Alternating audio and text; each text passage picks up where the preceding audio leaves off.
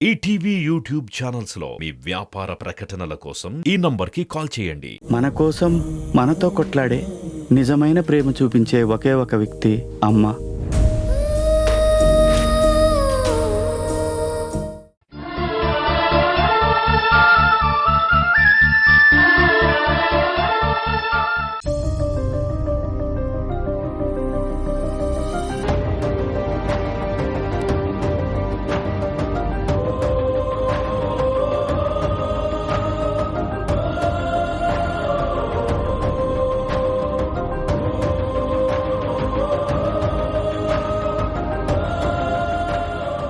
ఏంటండి అలా ఉన్నారు? మళ్ళీ మిమ్మల్ని ఎవరైనా ఏమన్నా అన్నారా? అనిపించుకోవడానికే కదమ్మా నేను ఇక్కడికొచ్చింది. నేనెందుకు బాధపడతాను? కానీ నీకు కూడా నేను వండిన వంట తినడం ఇష్టం లేదు కదా? అదేంటండి అలా అడిగారు? ఇక్కడికొచ్చి కూడా టిఫిన్ చేయడానికి కూర్చోకుండా అలాగే నిలబడున్నావుగా, అందుకే అడిగాను. ఆంటీ, మీరు తినకుండా నేనేలా తింటాను? రండి కూర్చోండి, ఇద్దరం కలిసి తిందాం. కూర్చోండి.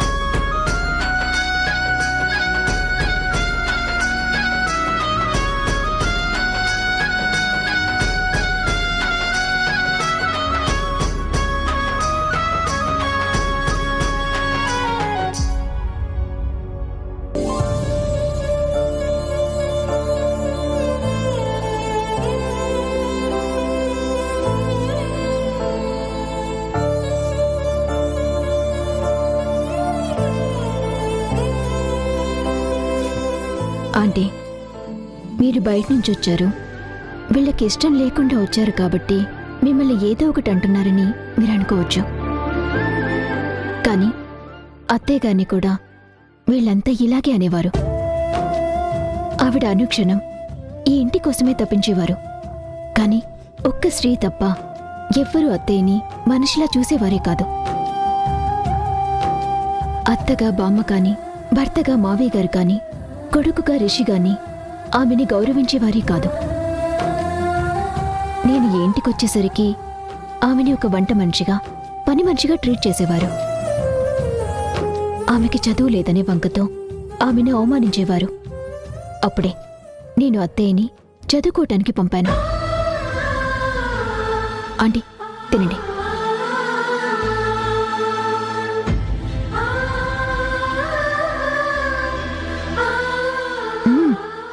ఆంటీ, అద్భుతంగా ఉంది. ఇంత మంచి ఫుడ్ తినలేకపోవటం వాళ్ళ దురదృష్టం.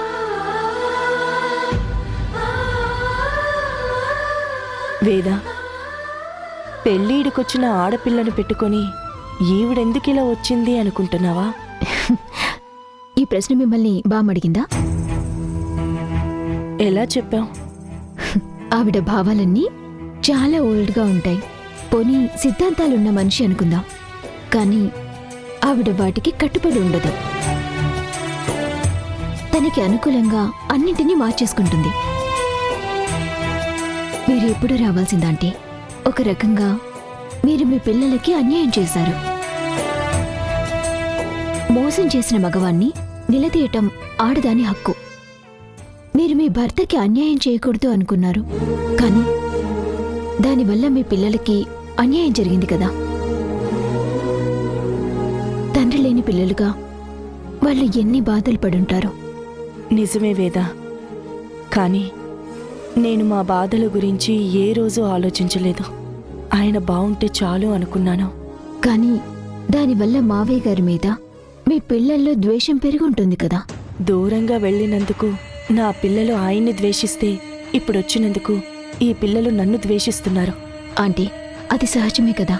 కాకపోతే ఎక్కడో తేడా ఉంది. శ్రీ వాళ్ళమ్మ ప్లేస్లో మీరొచ్చారని మిమ్మల్ని ద్వేషిస్తున్నాడు. రిషి మీరు ఆస్తిలో వాటా అడగటానికి వచ్చారేమోనని భయపడుతున్నాడు. ఆ భయంతోనే మీ మీద కోపం తెచ్చుకుంటున్నాడు. ఈ ఆస్తి నాకెందుకమ్మా? ఈ పిల్లలు ఆ పిల్లలు ఎలాంటి గొడవలు లేకుండా సుఖంగా ఉండాలి. ఒకళ్ళనొకళ్ళు అర్థం చేసుకునే వరకు ఇలాగే ఉంటారు ఆంటీ.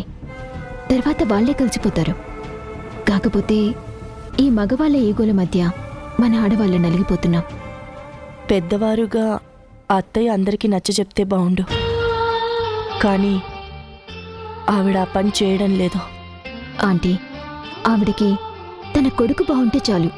మిగతా వాళ్ళు ఏమైపోయినా ఆవిడికి అస్సలు పట్టదు. కానీ ఒకటాంటీ, మీ ఇద్దరికన్నా ఆవిడ ఒక గొప్ప అమ్మ. ఆవిడ తల్లి ప్రేమ ఎలాంటిదంటే తన కొడుకు తప్పు చేస్తున్నాడని తెలిసినా ఆయన్ని సపోర్ట్ చేస్తుంది. ఇప్పుడు అవన్నీ ఎందుకులేండి, హ్యాపీగా ఇంకేదైనా మాట్లాడుకుందాం. ముందు తినండి.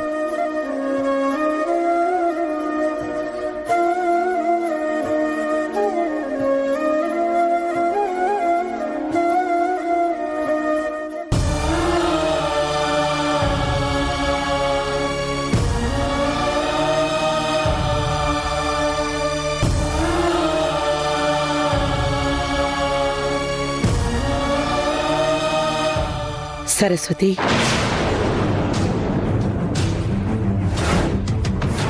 నువ్వా? అవును, నేనే. నువ్వు చేసే ప్రతి పనికి, దానిలోని తప్పొప్పులకు ప్రత్యక్ష సాక్షిని. ఇప్పుడెందుకొచ్చావు? నేనేం తప్పు చేశాను? నువ్వు చేసిన తప్పు నీకు తెలియడం లేదు. పైగా ఎంతో గొప్ప పని చేశాననుకుంటున్నావు.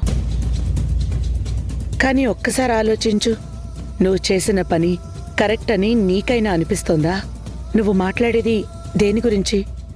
నీ స్థానంలోకి ఎవరినో పంపించి నువ్వో ఉత్తమురాలికి న్యాయం చేశాను అనుకుంటున్నావు కదా, దాని గురించి. తనకి నా భర్త వల్ల అన్యాయం జరిగింది, నేను న్యాయం చేయాలనుకుంటున్నాను. మరి నీ సంగతేంటి? నువ్వేం త్యాగం చేశావో నీకు తెలుస్తోందా? ఒకటి త్యాగం చేసినా ఇంకొకటి కొనుక్కోవచ్చు అనుకోవడానికి అది వస్తువు కాదు, తాళిబొట్టు. ఆడది దేన్నైనా పంచుకుంటుంది గాని మంగళసూత్రాన్ని మరొకరితో పంచుకోదు. పంచుకుని ఏ ఆడది సుఖంగా ఉండలేదు.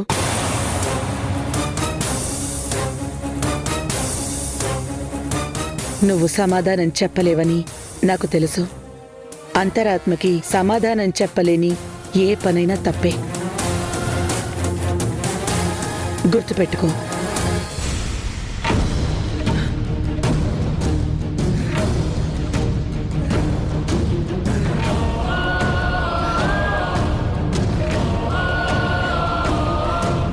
నన్ను నువ్వు మనశ్శాంతిగా బతకనివ్వేంటి? ఎంతసేపు నీ మాటే వినాలంటావేంటి? ఒక్కసారైనా నా మాట వినవా? ఎప్పుడు నా మాట నెగ్గుతున్నట్టు మాట్లాడతారేంటి? మీరెప్పుడైనా నేను చెప్పినట్టు చేశారా? మీది మేలిగో. నువ్వేమో నాది మేలిగో అంటావు.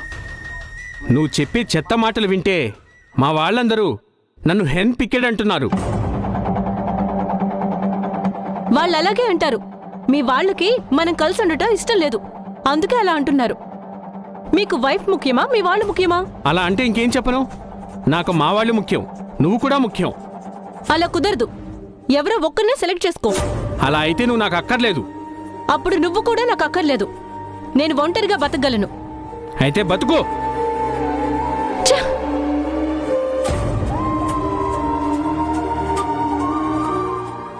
అమ్మా, మీ ఇద్దరి మధ్య గొడవేంటి?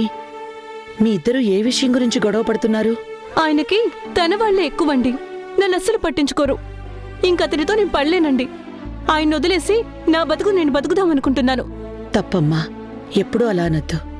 సంఘంలో ఆడది ఒంటరిగా బ్రతకడం అప్పుడైనా ఇప్పుడైనా కష్టమే.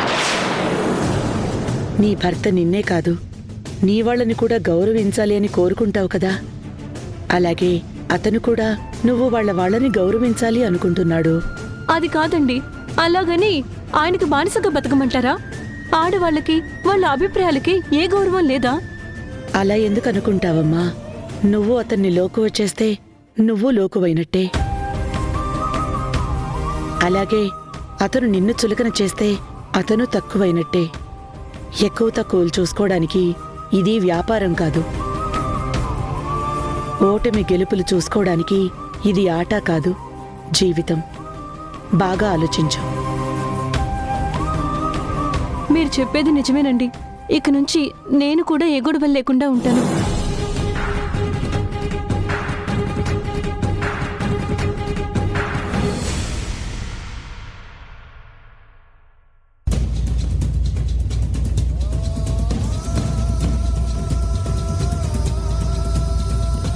జీవితంలో మంచి మెల్లగా వస్తుంది అంటారు, చెడు మాత్రం వెంటనే వస్తుందంట. మా ఇంట్లో అదే జరుగుతుంది. మొదట ఆ రఘురామ్ హత్య కేసులో నన్ను స్టేషన్లో కూర్చోబెట్టారు. తర్వాత డాడ్ని మర్డరర్ అన్నారు. ఇప్పుడు అమ్మ కనిపించడం లేదు. ఇది చాలదన్నట్టు డాడ్ ఆ పార్వతిని మీ అమ్మ అంటూ ఇంటికి తీసుకొచ్చారు. ఆవిడ గారు నిజమైన తల్లిలా ఇక్కడ పెత్తనం చేస్తుంది. అన్నయ్య, ఏంటన్నయ్య నీలో నువ్వే మాట్లాడుకుంటున్నావు? ఇంకేం చేయమంటారా? ఇంట్లో ఎవరితోనూ మాట్లాడబుద్ధి కావడం లేదు. ఒక్కొక్కళ్ళు ఒక్కొక్కలా మాట్లాడుతున్నారు. అవునన్నయ్య, ఒకప్పుడు మన ఇల్లు ఎలా ఉండేది? మామ్, డాడ్, నువ్వు, నేను, బామ్మ అందరం హ్యాపీగా ఉండేవాళ్ళం. వచ్చేపోయే చుట్టాలు, ఫెస్టివల్స్, బర్త్డే పార్టీలు ఎంత హ్యాపీగా ఉండేవాళ్ళం. అప్పుడు మన ఇల్లు ఒక బృందావనంలా ఉండేది. ఇప్పుడు ఏమైందన్నయ్య? ఎవరి దారిన వాళ్ళున్నాం. అన్నయ్య, నీకొక విషయం చెప్పాలి. ఏంటో చెప్పు రిషి. జరిగేదంతా సడన్గా జరుగుతున్నట్టు నాకు అనిపించడం లేదు. ఎప్పటి నుంచో ప్లాన్డ్గా చేసినట్టుంది. ఏంటి నువ్వు అనేది? అవునన్నయ్య, నువ్వు ఒకసారి కరెక్ట్గా ఆలోచించు. ఇదంతా కాలకేయ గాడు ప్లాన్డ్గా చేశాడు. వాడు నిజాయితీపరుడే అయితే మొదటి రోజే మా అమ్మ మీ నాన్నకు భార్య అని చెప్పేవాడు. కానీ వాడు అలా చెప్పలేదు. పైగా మన ఇంట్లో డ్రైవర్గా చేరాడు. ఎందుకంత మోసం? ఇదంతా మనకి తెలిసిందే కదరా. మనం అమ్మని వాళ్ళ వలలో పడకుండా ముందే జాగ్రత్త పడాల్సిందే. అన్నయ్య, వాడి ఊరు వచ్చినప్పుడే ఎవరి క్యారెక్టర్ ఏంటి అనేది బాగా స్టడీ చేసుంటాడు. అమ్మ మంచితనం, నీ నెమ్మదితనం, డాడ్ బిజీ షెడ్యూల్ అన్నీ తెలుసుకొని వచ్చుంటాడు. ఇప్పుడు మన మామ్ని వాడే ఏదైనా చేసి ఆ ప్లేస్లో వాళ్ళ అమ్మని పంపుండొచ్చు. ఆలోచించానయ్య, ఈ డ్రామా అంతా వాడే నడిపించుంటాడు. ఖచ్చితంగా అమ్మని వాడే ఏదో చేసుంటాడు.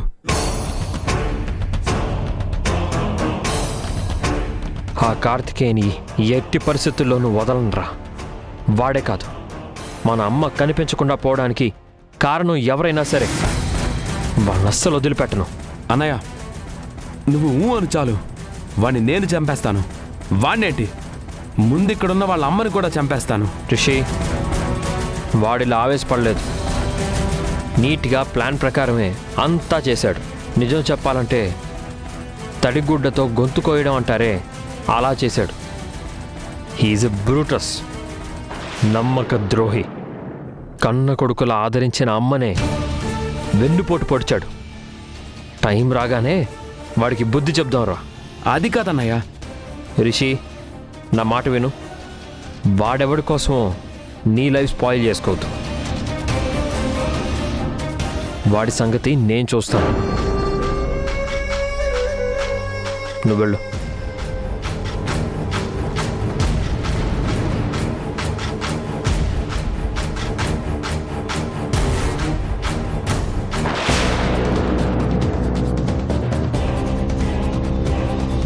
ఈ 2 డేస్లో వర్క్ కంప్లీట్ అవ్వాలి. మీరిద్దరూ కలిసి అది చూసుకోండి.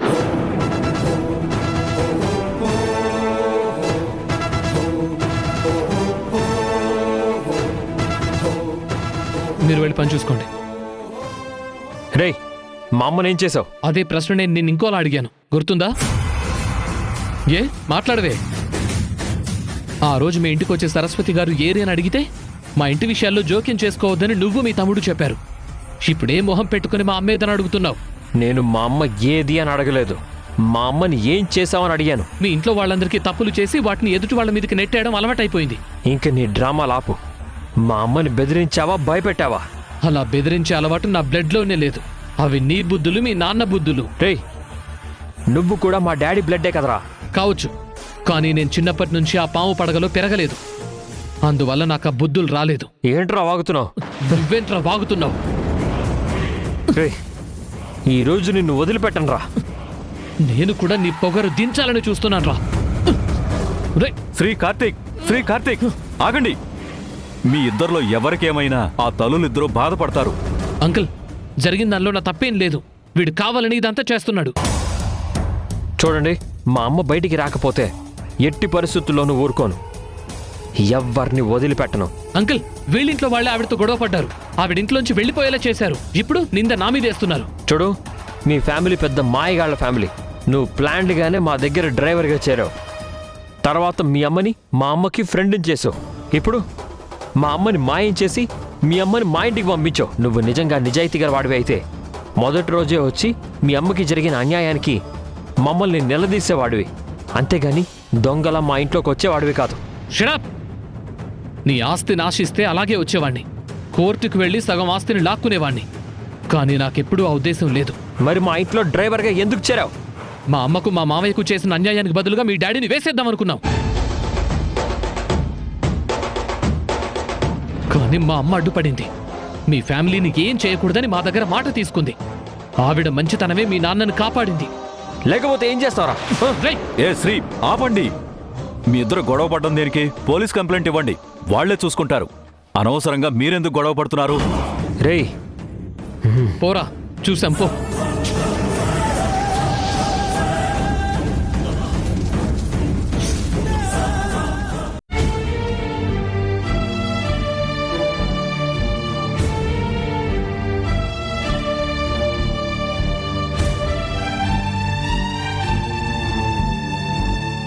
రిషి కొంచెం కూడా శ్రద్ధ తీసుకోవడం లేదు.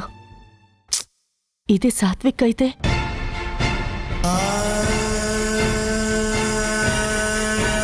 సాత్విక్, ఇవన్నీ నీకెందుకురా? నేను గాని వీణ గాని చేస్తాం కదా. నువ్వు వెళ్ళి రెడీ అవ్వు. అమ్మా, నా రూమ్ నీట్గా ఉండాలి. చిందరవందరగా ఉంటే నాకు నచ్చదని నీకు తెలుసు కదా.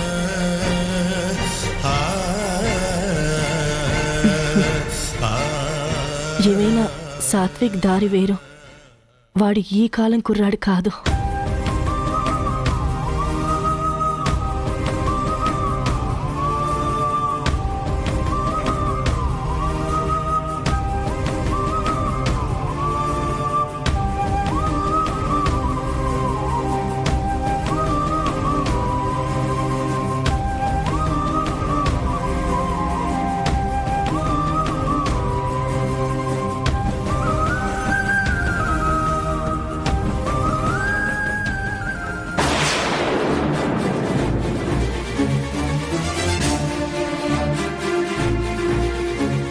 ఇదేంటి?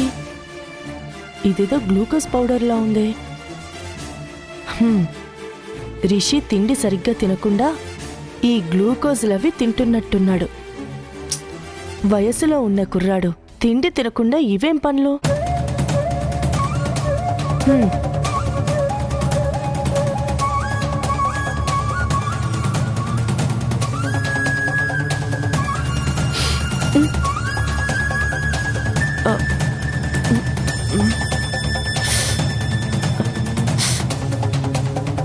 ఏంటిది?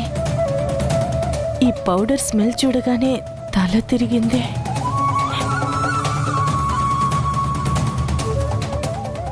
ఇదేంటో సాత్విక్ నడుగుతాను.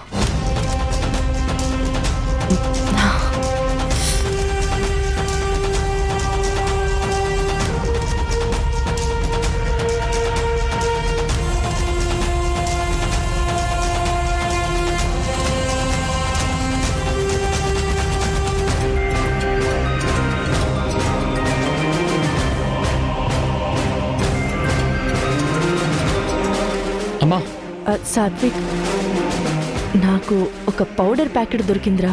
చూడ్డానికి గ్లూకోజ్ పౌడర్ లానే ఉంది, కానీ వాసన చూస్తే కళ్ళు తిరిగాయిరా. అమ్మా, వెంటనే దాన్ని పక్కన పడేసేయ్. అది హెరాయిన్ అయి ఉంటుంది. నేను సినిమా హీరోయిన్ల గురించి మాట్లాడడం లేదురా, ఈ పౌడర్ గురించి అడుగుతున్నాను. అమ్మా, నేను చెప్పేది కూడా అదే. అది డ్రగ్ పౌడర్ అమ్మా, చాలా డేంజర్. వెంటనే దాన్ని పక్కన పెట్టే. ఎక్కడ దొరికింది? ఎక్కడో ఒక చోటు దొరికింది కానీ అసలు ఇదేంట్రా? అది ఒక రకమైన మత్తు పదార్థం అమ్మా. దాని వాసన చూసినా తిన్నా మత్తులోకి వెళ్ళిపోతారమ్మా. కొంతమంది వాటిని ఇంజెక్షన్ కూడా చేసుకుంటారమ్మా. ఎందుకురా అలా? చాలా మంది బ్రాందీ విస్కీలు తాగుతారు కదమ్మా, వాటికంటే ఇది ఎక్కువ మత్తిస్తుందని. ఇంతకీ అది నీకు ఎక్కడ దొరికింది? అది సాత్విక్, నేను తర్వాత ఫోన్ చేస్తాను. అత్తయ్య గారు పిలుస్తున్నారు. అమ్మా,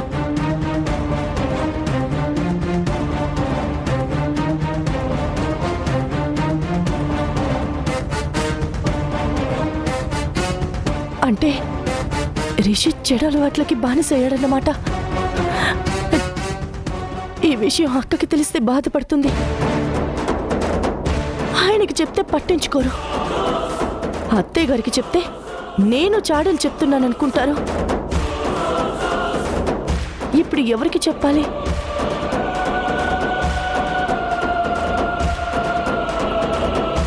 శ్రీకి గాని వేదకి గాని చెప్తాను.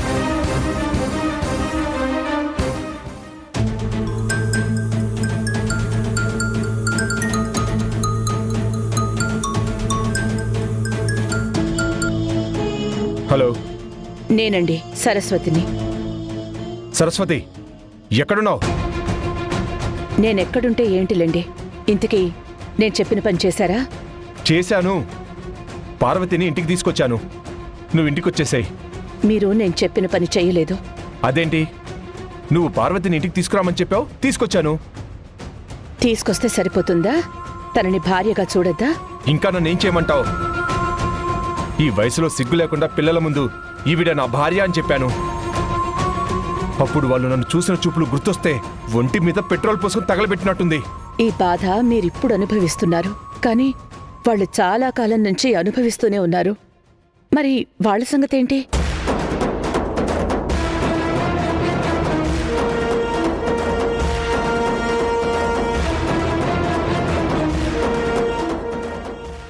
సరస్వతి, నా పేషెన్స్ని టెస్ట్ చేయకు. నువ్వు చెప్పిన పని చేసి మాట నిలబెట్టుకున్నాను. అలాగే నువ్వు కూడా మాట నిలబెట్టుకో. మీరు చెయ్యాల్సిన పని ఇంకొకటి కూడా ఉంది. ఏంటది?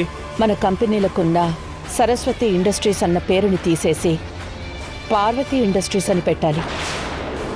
నేను చెప్పినట్టు చేస్తేనే ఇంటికొస్తాను, లేకపోతే పోలీస్ స్టేషన్కి వెళ్తాను. సరస్వతి,